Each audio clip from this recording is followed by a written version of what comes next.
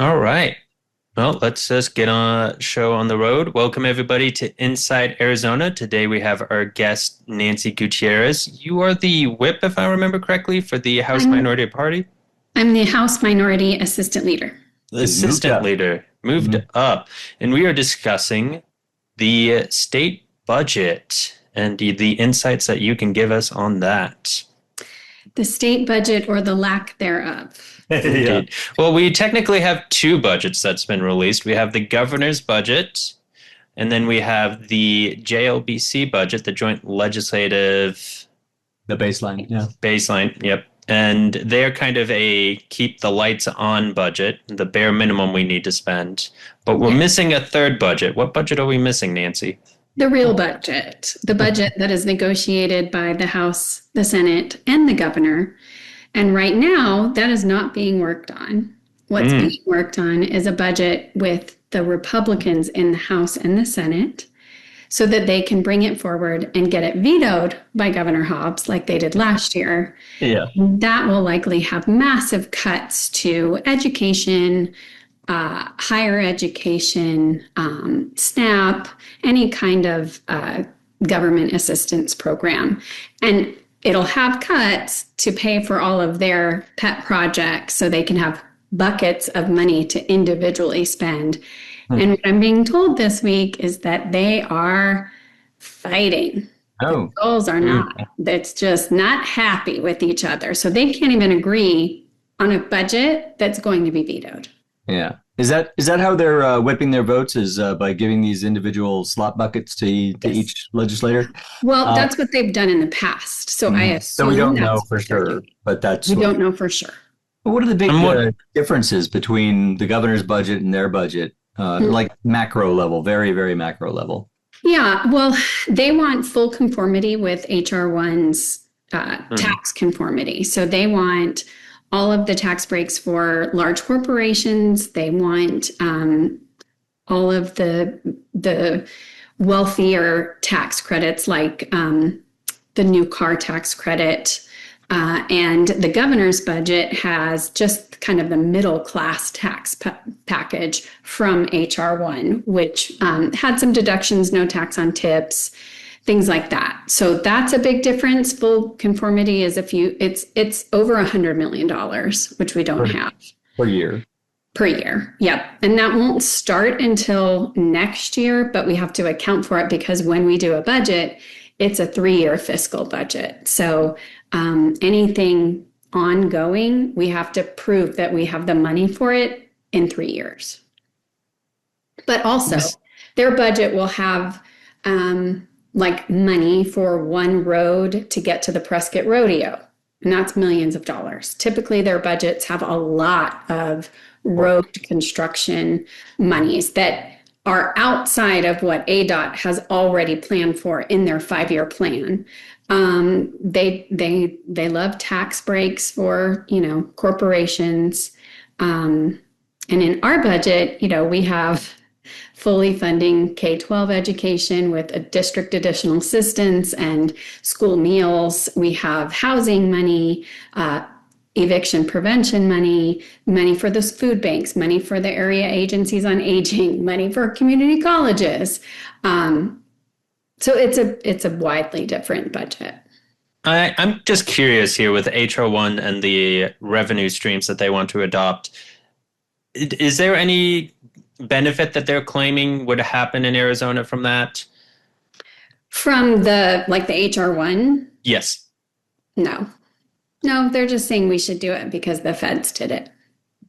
It's just kind of crazy to me, just how over the past 10 years, like it seems like the Republicans have kind of become a character of themselves. Like Yes. they're just cutting taxes just to cut taxes. Correct. And we had the financial advisory, the FAC committee meeting yesterday, which is they are not politicians. They are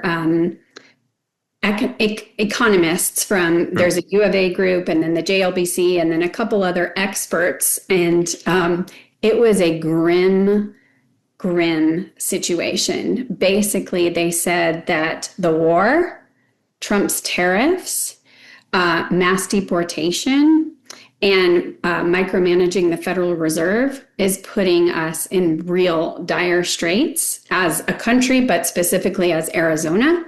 And that is what is making Arizona less affordable. So it's following this Republican give everybody tax breaks, especially corporations. The mass deportation, Arizona has taken a huge hit in our economy. The jobs are not growing. People are not coming here like they used to. And that is the reason that we are in this economic trouble that we're in. Do you know what sectors specifically of our economy are getting hit by this mass deportation fetish of the Republicans? They said the building and, it's all the housing, housing. Try to build housing and deporting all the people who are building housing. And also, food service. And I mean, people are not going, they're leaving. They're self-deporting because they're afraid to be kidnapped out of their home. And agriculture, I assume. Yes, absolutely. Absolutely. And I mean, these are not folks who are typically, they don't usually lean very left. So year after year, we hear it's always been a rosier, tax breaks do these great things, or, everything's going to be okay. And now, I mean, I was shocked at how they really just came out and say the war is hurting our economy, mass deportation is hurting our economy. Everything basically that Trump is doing is hurting our economy. Yeah, well, when you raise energy prices, you raise it, and you raise prices on everything. Well, absolutely. I mean, APS wants a 14% rate increase. I know TEP wants about that. People can't afford it. I mean, I don't know where these corporations think that folks are going to be able to raise their current rates and afford it. And then this week, AG Mays won some litigation and APS will not turn off people's utilities after it gets 95 degrees because someone died already. And it's April. So bad stuff. Yeah, weather's been crazy all across the state, but clearly TEP thinks we can afford it from all the tax cuts the Republican wants to pass. Right. But the reason I bring that up is because my background is in economics, and I did learn about what's known as the Laffer curve, which is the basic argument that lower tax rates can result in higher revenue for our government. Right. But it depends on where the economy's at. And so I'm just curious, are any Republicans arguing oh, yeah, we are at that point in our economy where if we lowered taxes, the government would make more money? Or are they just not caring about the science at all? I think it's the latter. I mean, they love our 2.5% flat tax in Arizona, even though, and they kept saying, well, to your point, it's not going to reduce our revenues. That won't reduce our state revenues. Well, yeah, it did. It has. I mean, that's just the truth. And we also know that the 2.5% flat tax helps the wealthiest Arizonans a lot more than it helps anyone making under $100,000 a year. So over the couple of years, they've pretty much, eliminated the progressiveness of our income tax. And we are now very heavily relying on the transaction privilege tax or the income tax. The sales tax, which is highly cyclical. So if you have a downturn in the economy, you have a big downturn in state revenues as well. Is that not right? And when you are scaring people to not come and spend their money in our border towns, which I would include Tucson in that, then you also lose sales tax. So we need, our Mexican neighbors really do put a lot of money into our Arizona economy, and we should be grateful for that rather than trying to, terrorize them. Yeah, you can see the numbers in the sales tax, but just anecdotally, I remember it was a few years ago now, but I was a touch key professional for Target, and every weekend, families from Mexico would come up and just buy these huge lots of stuff from Target and all the other retailers. Yeah. And it was a massive, massive influx into our tax system. Yeah, it's It's a shame on so many different levels, but also we're, Prop 123 is now it's expired. And so that's, $280 million at least that we could have helping our public school system, perhaps helping the school facilities lawsuit that we've lost. And the Republicans say they don't even want to talk about that. Well, that's another big difference between their approaches is the governor wants to raise the amount that we take from the Educational Land Trust funds. Can you explain the difference between the governor's approach and the whatever is presumed to be the Republicans' approach? When it was in place, it was a 6.9% pull on it, and every economist that has studied it said that was safe. Sustainable. 5.9%. Yeah, that it wasn't touching the principal. We were getting about $250 to $300 million a year in that interest, and without touching the principal. So great way to do this. But yes, Governor Hobbs says we could put it all the way up to 10.9%. I respectfully disagree. I do think that would eat into the corpus, and that would not be a smart idea. I think she was just trying to be flexible and offer suggestions and hey, let's come together on this. But if we kept it the same, it's $280 million a year. Also, we should be, looking into, well, where is other land that isn't BLM land? It's not state parks, but it's just vacant. That goes into that state trust money, and it's not being utilized as well as it could be. And then because public education is constitutionally mandated, that's $280 million that has to come out of the general fund. Yeah. When you're looking at a deficit, so then where else does it come from? So it's just interesting that they won't talk to us about it. We're not meeting with the Republicans in the House. Our floor sessions have only been about an hour and a half this entire week and most of last week, which was incredibly frustrating to someone who does not live in Phoenix and either has to keep staying there throughout the week, not being at my home with my dogs, with my husband, or should I say with my husband, with my dogs in the house. It's incredibly frustrating for them to just waltz in and waltz out and act like that's not, ridiculous. So, sorry, my computer's putting things up in front of me that I'm trying to get rid of. No worries. It does. For me, you mentioned the 200 million deficit, but it's like, I know personally that the federal government's in effect going to place a 200 million deficit on Arizona from SNAP. Yes. Because we're in 28, we're going to have to pay some of the SNAP benefits. So for those in our audience who don't know, typically the money that individuals get for SNAP comes entirely from the federal government. The state doesn't put any money into that. But what the state does pay for is a little bit of the administrative costs, which is going up in 27. And then in 28, we are paying some of the actual benefits. So it's just like, if they're just willing to cut taxes, it sounds like they're going to give us a huge deficit, which has its own economic concerns. It's like they're just completely running away from economic science entirely. Yes. For the party that's supposed to be fiscally, conservative, this isn't fiscally conservative. This is never been true, really. And we're already seeing in Arizona almost every single day, I get an email from a constituent who has lost their SNAP benefits because of the extra paperwork. Because Arizona, so in order to not pay penalties, we're trying to get our error rate down.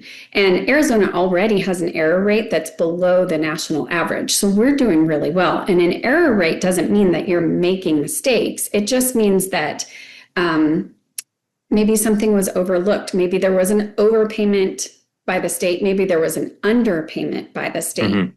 Both of those count the same way. So it's a little bit skewed, which the Republicans don't seem to understand. And so the administration is already making some of those changes so that it's not an all of a sudden, but the result of that is people getting kicked off their benefits. And we know right now grocery prices are up And so then they're having to go maybe get help from the food banks. Food bank money is definitely in jeopardy. Not the Democrats, we will fight for it in the budget, but that's something that the Republicans all the time say, pick yourself up from your bootstraps. And it's like, if you're a single mom working full time and you have 3 kids, that's not paying your rent necessarily, let alone your food bill that's going through the roof, let alone your gas bill that's going through the roof, let alone your utilities. I mean, everything is going up, and it's not that people are not working. It's not that families are, milking the system, which they always like to say. It's that, times are tough. Times are tough for a lot of families. Absolutely. And I think like the max for like a single individual on SNAP with no income is just like $200 some a month. Right. We're not talking gourmet dinners, it's just, it's that fallacy that they like to promote, and it's just not true. And it's the same thing. Like, they don't know what goes on in public schools because none of them have bothered to go visit a public school since they graduated. So, it's that same kind of rhetoric that they keep spewing, and it's just rhetoric. It's not true.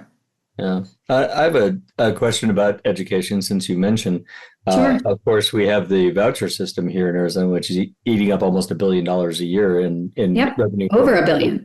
Over $1 billion. And they want to continue it as is. Now I understand that there is a ballot measure, a citizens initiative headed to the ballot to curb and cabin that program. What impact would that have on the budget were it to make the ballot, and second, be passed by the voters? Yeah, that's a great question. So there are actually 2 voter initiatives. One is the Save Our Schools Arizona Education Association ballot initiative, which I call the good one, that it has an income cap. So anyone making over $150,000 would not qualify for vouchers. It has some safety requirements like a fingerprint clearance card. Who knew? It has a ban on luxury items, an audit, very sensible. Yeah. And a clawback provision. As I understand it, there's millions of dollars sitting in ESA accounts right now that are just, not being used. They're being saved for college, and that's not the purpose of the program even to begin with. That's some estimates say $300 million. Yeah. I'm just curious, this is a bit random, but if that were to be passed, that proposition, could we see like a bunch of last minute spending spree from these accounts? Yes, absolutely. Wow. Because I know Tim Horn is just passing anything that's under 2,000. So just Correct. A bunch of tiny and he says they'll go back and look at them, although he hasn't. And Channel 12 News in Phoenix actually sued Tom Horn and Treasurer Yee to get public records for all of that. So because they wouldn't give them to them in regular requests. Yeah. And what they have found, not once, not twice, but several times, is a 20% fraud rate in the universal voucher program. And they're complaining about SNAP? So my caucus, whenever we get up to speak, we're like, and it's a 20% fraud rate in the universal voucher. We're trying to put this out there as much as we can. The other initiative does not have the income cap. They didn't like the income cap because, rich people should be able to get free things, apparently. Who's running that one? Gosh, it's such a good question. It's one of the, conservative groups, but not so conservative that they don't want vouchers, Yeah. But it wouldn't have an impact on this year's budget, fiscal year 27, but it would in the following. What I am pushing to do is some kind of language in the budget. I still want to use this as a leverage point in the budget because we can't leave $300 million on the table that is sitting there. So I would like to put in, we call it burb language, that is in the budget that could say, well, you can't use it for college. Let's go ahead and sweep that money. You can't use it for, you can't have it just sit there year after year after year. And sweep that money, and let's use it in this year's budget. Now, that is a huge ask. However, if you don't ask, you don't get. Yeah. So, our DDD one last year right before budget time, right about now, I was told you're not going to get this and you're not going to get that. And we actually got everything that we wanted And because, thank goodness for those families. My God. I'm telling you, these are amazing advocates, Yeah. and so are our public education folks. You know, I Just to mean, be clear, we're talking about disability benefits. yes, absolutely. So, you know, the fight is not over, and we will fight for those wins, because how are they justifying a program with a 20% fraud rate? And even Channel 12 News went back to Tom Horn's office, to the person who was supposedly in charge of it, and was like, you're saying it's a 2% fraud rate, but what about this? What about this? What about, and the guy was like, yeah, you're right. I mean, it's criminal to me. Well, a lot of cases it is. In fact, Yeah. people have been convicted of fraud for Yes. claiming children that didn't exist and living Correct. off the proceeds of those Yep. voucher benefits. And AG Mays actually did prosecute a couple of those families who were living in Yes. Colorado, and that was over $100,000. So lots of room to improve. Yeah, absolutely. Let's talk a bit about the politics here. The Republicans keep their budget hidden. Is this kind of just a show for them? Like, are they all trying to move up within the conservative sphere and they're all just playing their parts? Or is this how they really think the state should be ran, with like what you've told us thus far? You know, it's a little bit of both. Mm. The Freedom Caucus are the MAGA, you know, folks, and they absolutely believe that this is how a state should be run. Then you have the more moderate Republicans, who are still MAGA because, like it or not, they vote for all of those bills. They play the game. So in my mind, they're not what we used to consider Republicans, but they also have races to win in areas that they know, like LD4, Matt Gress. He's playing an interesting game because LD4 is not MAGA. And so it'll be interesting to see what he votes for in the budget. But, you know, they are used to getting their pot of money that they can go away and say, these are my wins. Look what I got you.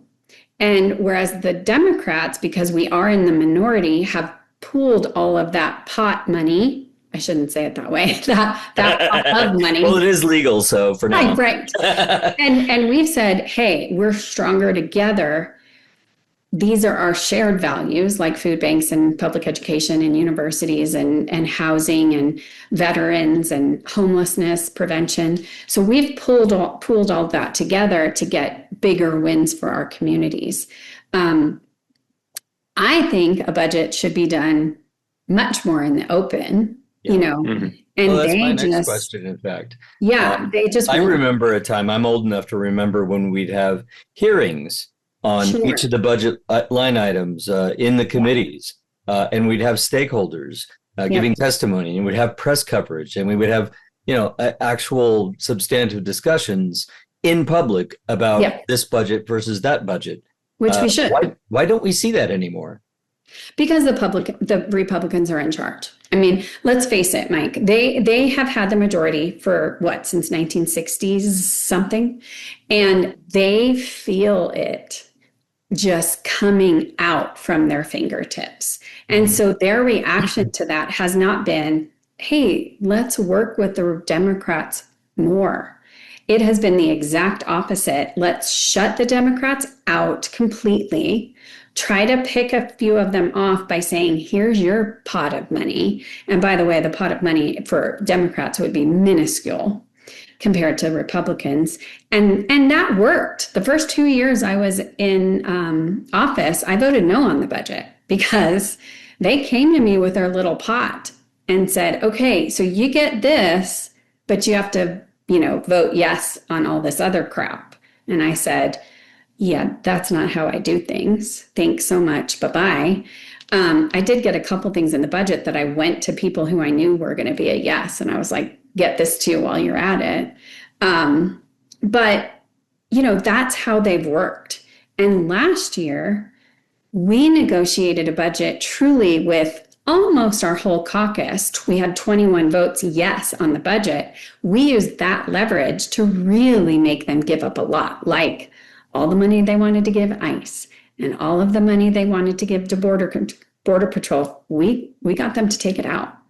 So yeah, those are federal responsibilities. Why should the state be paying for it? Why are state taxpayers doubly on the hook for that if they live in Arizona? That doesn't make any sense. Correct. And right now we are on the hook for $750 million that the feds have not paid us back for Border Patrol. Yeah, that's part of Katie's proposal. In fact, is that 750 clawback, right? Right. But the Trump administration has basically said, I'm not giving any Democratic governor any of that money. So we're also on the hook for $750 million. And to me, that should come out of the Republicans' budget. Absolutely. I mean, they should have to show for that. They're the one. I mean, it's their guy. Like, why aren't they asking for that money? Yeah. Well, I hate to ride this hobby horse more, but it really is my hobby horse to have a budget process in regular order and have it done in public. We've had the governorship for the last 30+ years. Why haven't we returned to regular order? And we're still negotiating in smoke-filled rooms about the budget. Well, I mean, from a legislative standpoint, because we're not in charge. Yeah. I'm not sure. I mean, I know I'm putting you in a hard place between the governor and her priorities versus the legislature and its priorities, but I'll answer the question for you. Because Katie has not pushed and put her foot down to make sure it happens. That it hasn't been a valuable thing to her, apparently. I mean, she doesn't line item veto in the budget either. To me, that's her power. Yeah. That's interesting. The governor has a line item veto in the state? Certainly. Yep. Was that a referendum or an initiative? I forget which, but it was a valid issue. And Ducey used a line item veto. All the time. Yeah, this is just one of those things that people do not know about, like when it comes to local politics, because a line item veto is just so powerful. Incredibly powerful. Yeah. It is. And so call Katie's office and tell her, why aren't you using your line item veto, Governor Hobbs? Come on. You have the power. You should damn well use it. Another thing that people are generally not aware of about Arizona politics in particular is that every time you cut taxes, they stay cut. I mean, we have a one-way ratchet.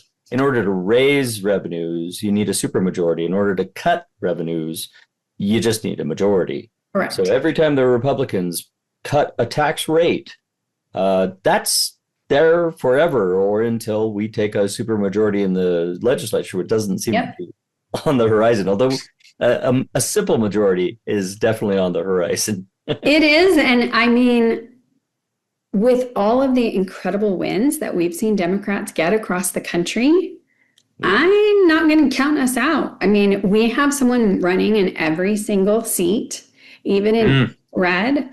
ADLCC, so ADLCC financially helps our flippable districts, but we are also helping with advice and headshots and just linking candidates in red districts up with legislators to say, well, this is what I did. I mentor a couple of those candidates so they feel supported, because that is a tough grind. And they are doing all of us in this state a huge service and should feel supported and brought into the fold.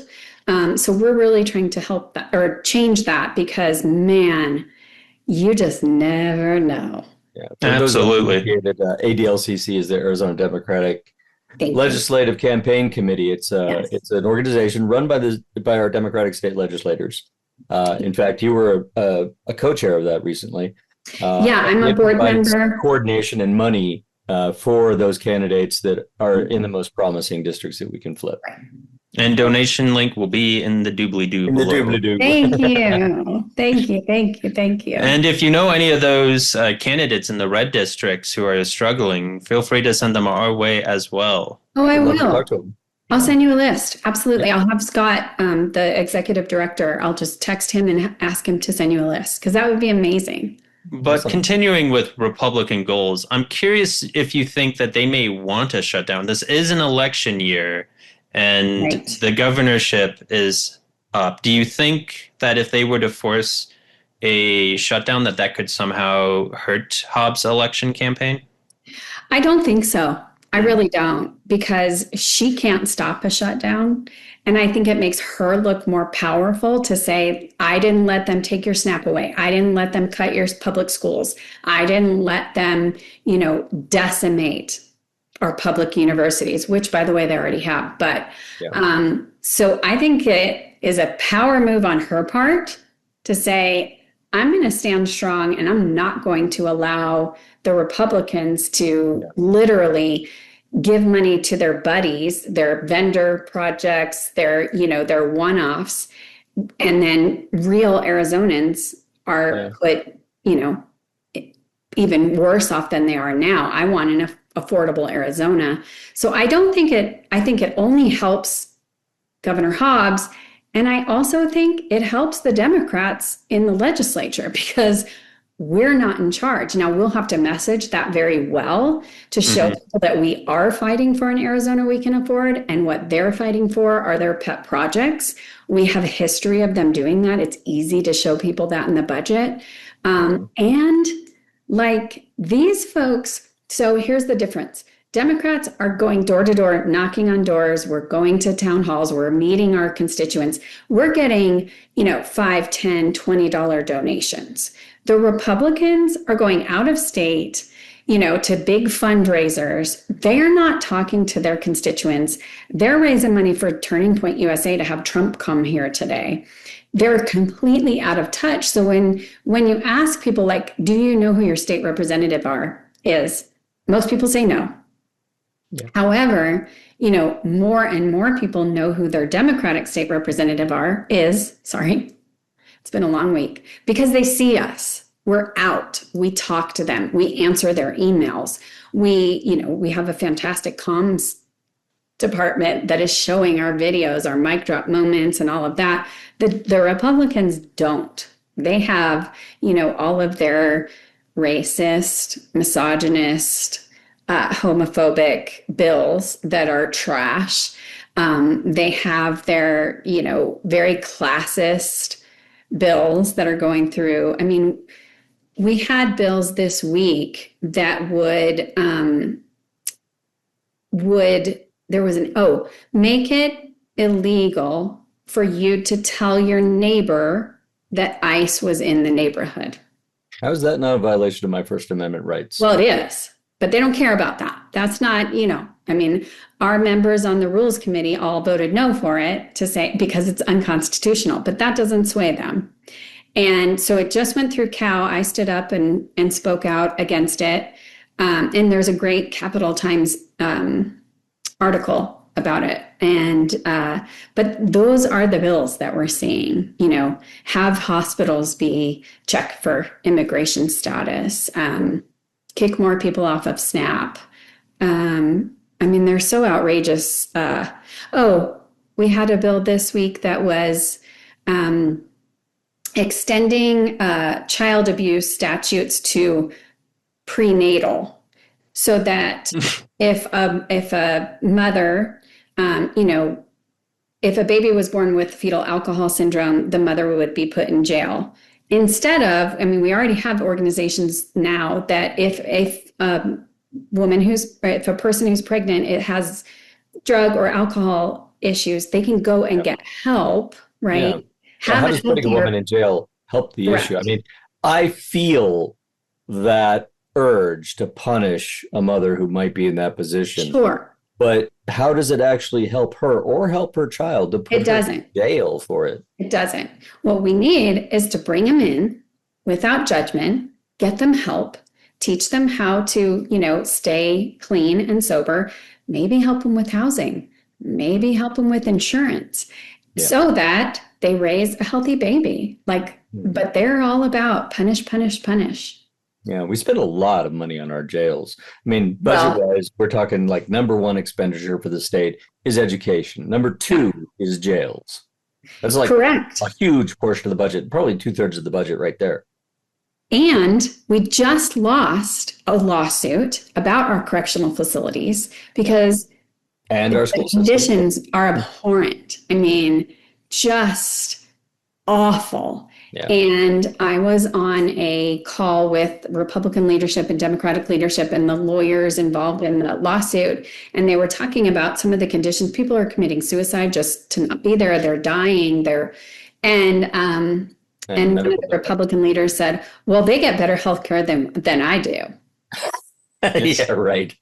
I mean, they want to cut food service in the prisons. And I mean, it's like, these are human beings. Yeah. Well, I remember the Middle Ages where you would starve to death in jail if your family didn't come and deliver meals to you. Correct. I mean, by reading the history, not personally. Right. Yeah. It's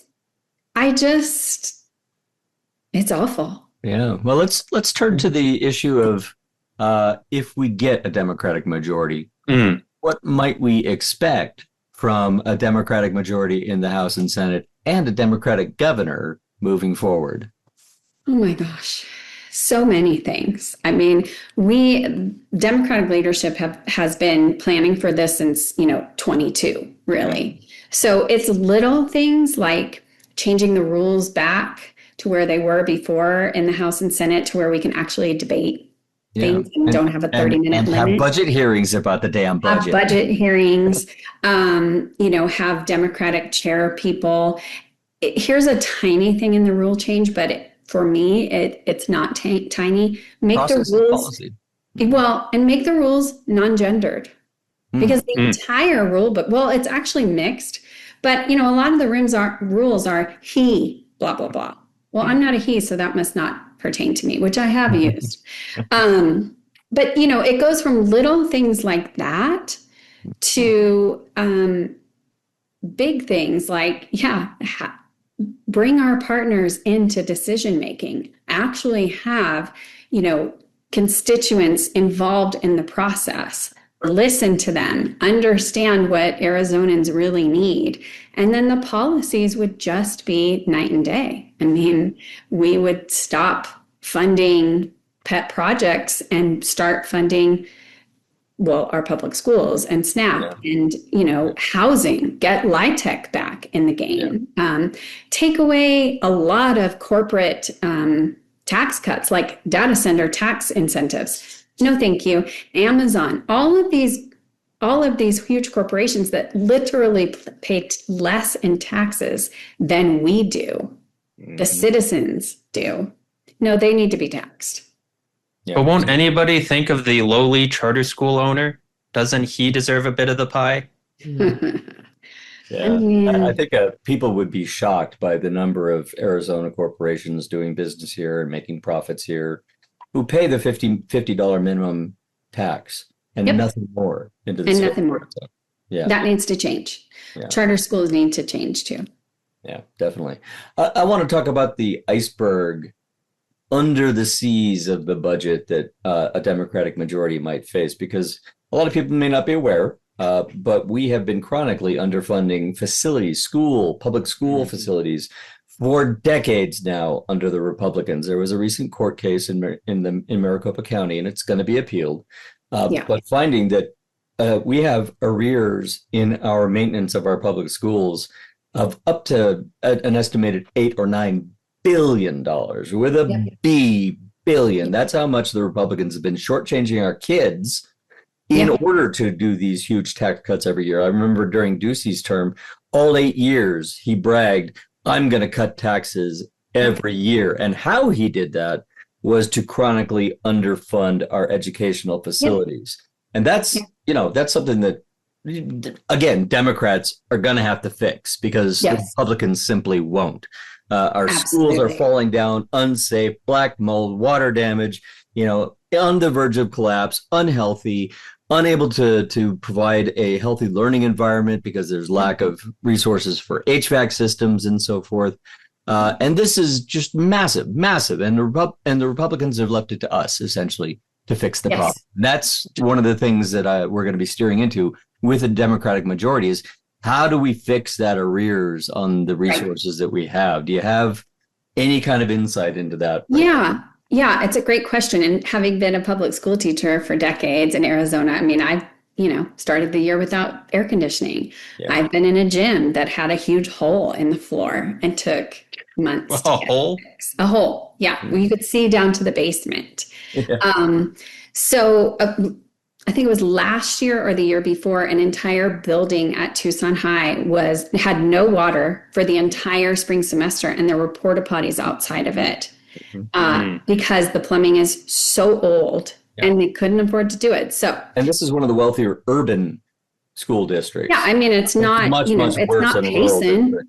Yeah, right. I we mean, can at least bond because we have the taxpayers there to do that. Rural communities generally don't have that option. Correct. And they're much redder, and so they don't value public education necessarily. I don't know if that's true, but certainly they don't seem to vote on the issue of their representatives denigrating and stealing resources from their kids through the public schools, which 90% of people in Arizona send their kids to public schools. You bet. Well, Prop 123 is one way that we can use that state trust fund interest money to do that. And then in Governor Hobbs's budget this year, she had an idea about bonding with that money. So essentially, like any other bond, you use that money, bond it, and create dollars that you pay off in the long run. And I think that's a good start. The Democratic caucus in both the House, well, I don't know about the Senate, but I know the House, we actually had the lawyers for the plaintiffs in the school facilities lawsuit come to our fall retreat just to give everyone a real baseline understanding of what it was and show the pictures and what was used in court. And people were shocked and appalled. Yeah. And I've actually invited Republicans, do you want to talk to them? Do you want to talk to these people? And I have not gotten a great response from them.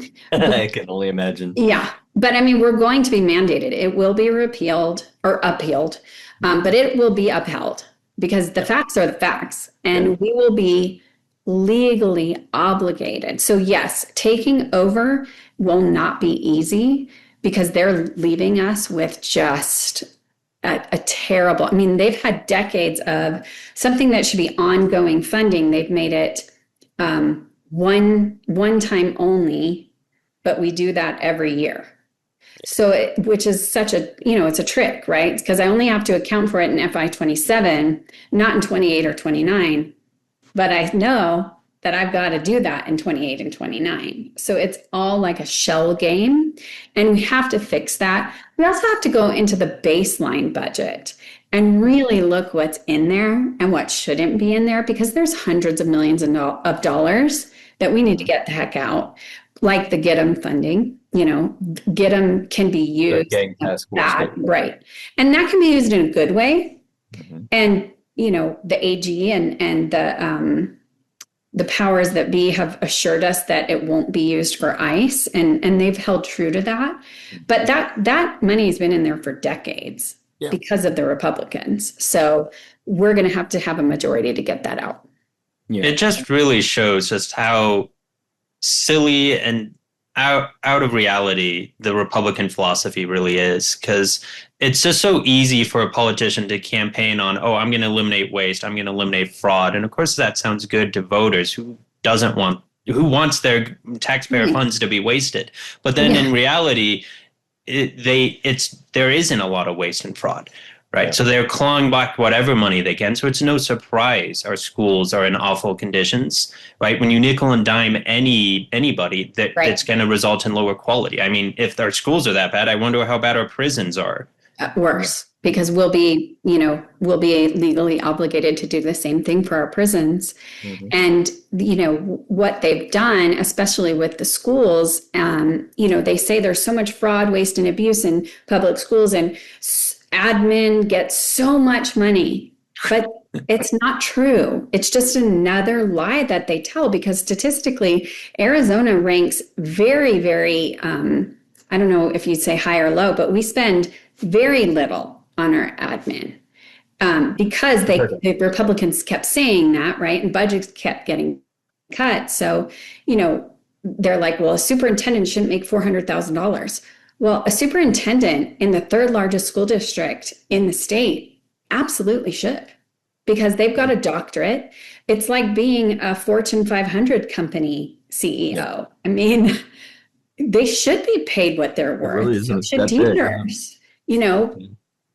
So their logic is flawed, and they never want to talk about $1 billion universal voucher program. That they can't prove that any student is learning because they don't have any tests. They don't want to know. Yeah. But to Andrew's point, do you think it's fair to say of the Republicans at this point that they're very serious about politics, but they're not very serious about governance? I think that's, yeah, you hit the nail on the head. Yes. They just, I mean, honestly, they don't walk door to door. They don't go to meetings. The majority leader last year told me his LD kicked him out of the LD meetings. He's not allowed to go anymore.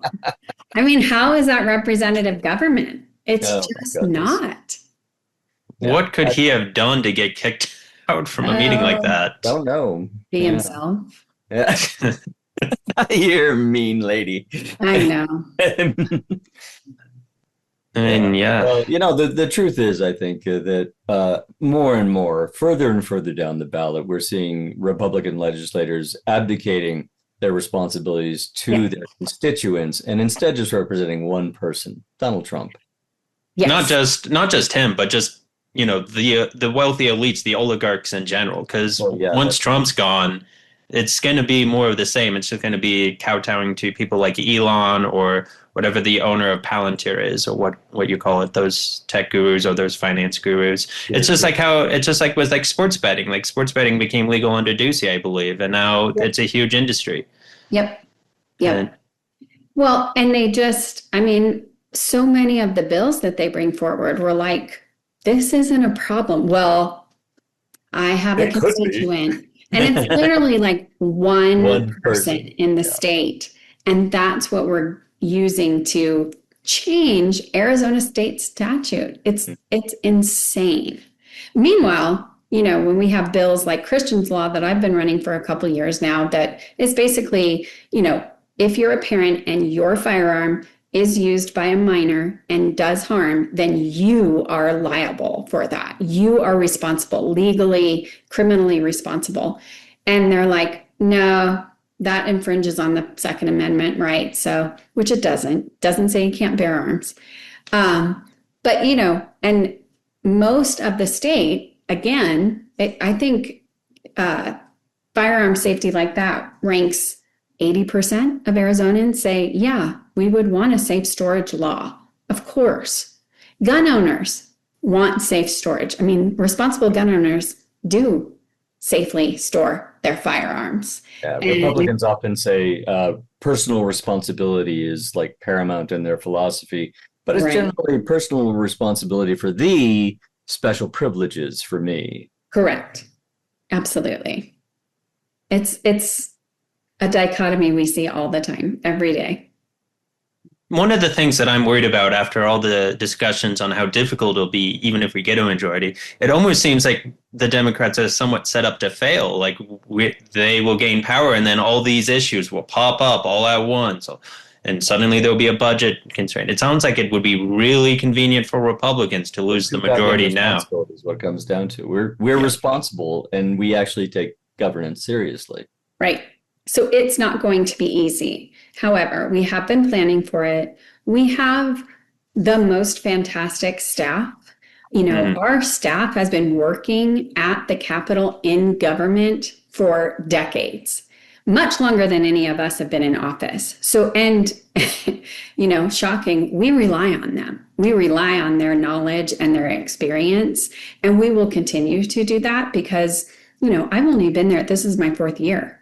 I'm a baby in this. So I always look to my policy staff because they've been there longer. They've seen this and will continue to do so. And that's what's going to be key, is really having fantastic, smart Democrat people who understand how it can work and how it should work. Not to say that we will not be governing, but, you know, we're not so egocentric that we think we know everything. We don't. There's nobody that knows everything. And we do have good partners in, like with Mark Kelly and Adelita Grijalva. We have good partners with our Democrats statewide, with Mayor Romero locally. We can learn from each other and we can work together. And I can't wait to do that. Democrats can rely on each other. Meanwhile, Republicans have to rely on lobby groups like Alex. Right. They're all out for themselves, too. I mean, they prove that in the budget every time. And I have a colleague that says a budget is a moral document. Yep. And, you can kind of look at the Republicans and see where their morality lies. And it's not with people or like lack thereof. Yeah. Immorality is dark. Yeah.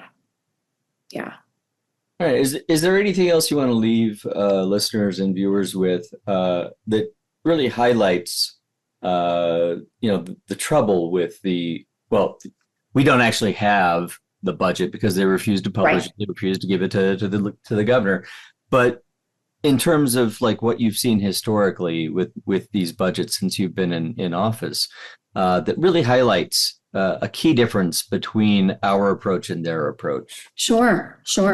I mean, I think it's fair for me to say that our whole theme of this year as Democrats in the House and Senate has been to make an Arizona that we can afford. And our bills have been about affordability in education, in childcare, in housing, in healthcare. And that is what you'll see in our budget asks. You will see for housing, you'll see housing money, you'll see homelessness prevention, money for veterans, money for public schools, universities, food assistance. And you're not going to see that in the Republican budget.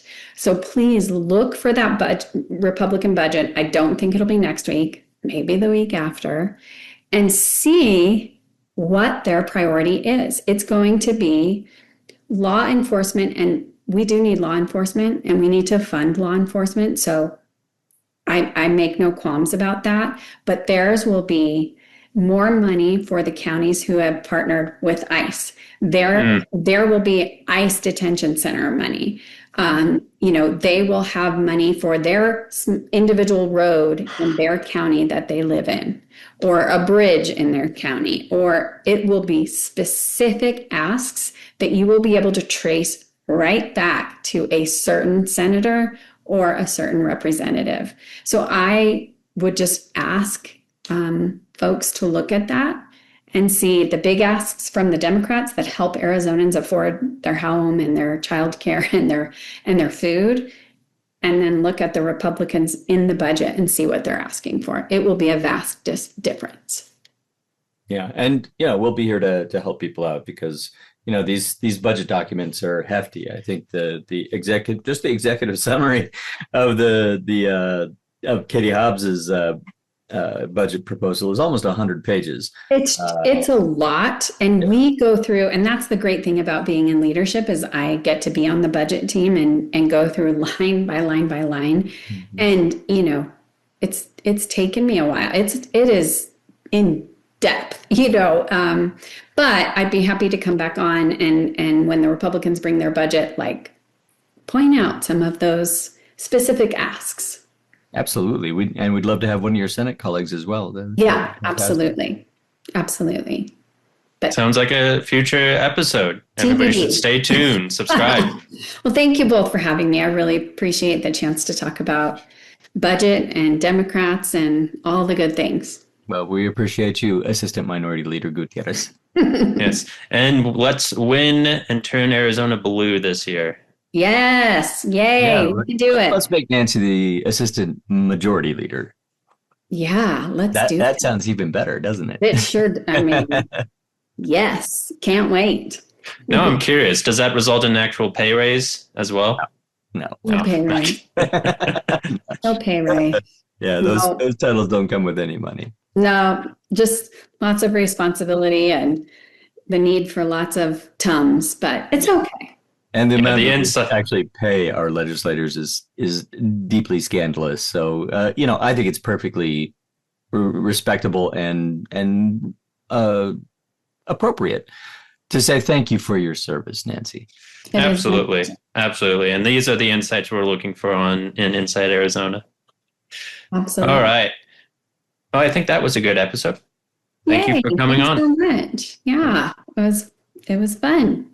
Yeah, we'll do it again. And All right. hopefully we get even better at this, because this is just what, our 10th, 11th, 12th episode, something like that, Andrew? Yeah. I haven't kept track of the counts, but yeah, having a fellow colleague like Priya or any other senator, or if there's any like economist, like if you can get an economist to help point out the difference between the Republicans. One of your staffers that works on budget, that'd be fantastic. We'd love to get to know those people.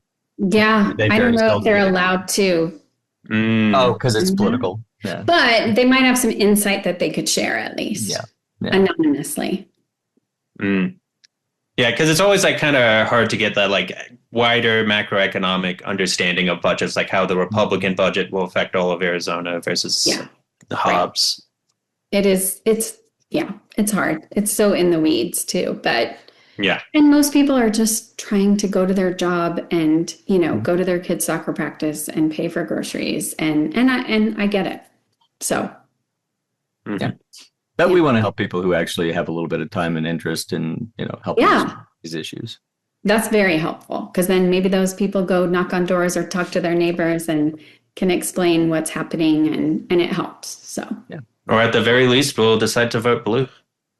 I mean, and let your colleagues know. I mean, we're open for business for people who are not in Southern Arizona as well, because we do a statewide podcast. So we're willing to take people from everywhere across the state. So yeah, it would be great.